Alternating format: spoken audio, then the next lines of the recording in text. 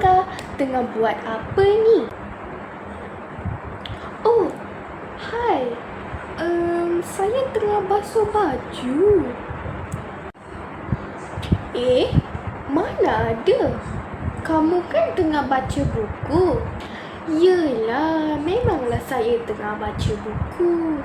Kamu kan nampak, tapi kenapa kamu tanya saya? Saya pun tak tahu.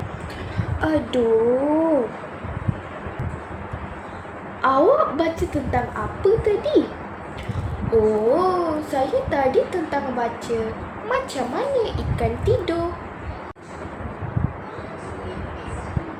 Ikan boleh tidur ke? Macam mana ikan tidur?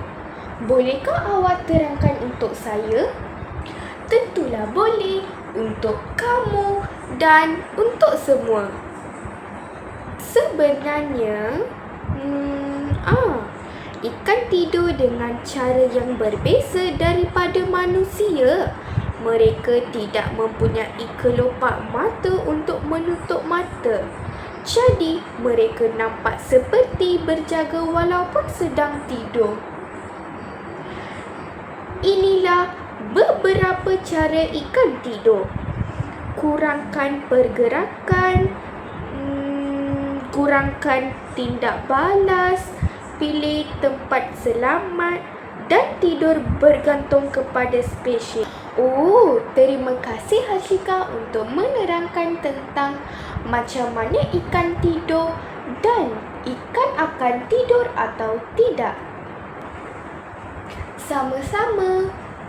Tunggu kejap, ada perkara penting dalam buku ini.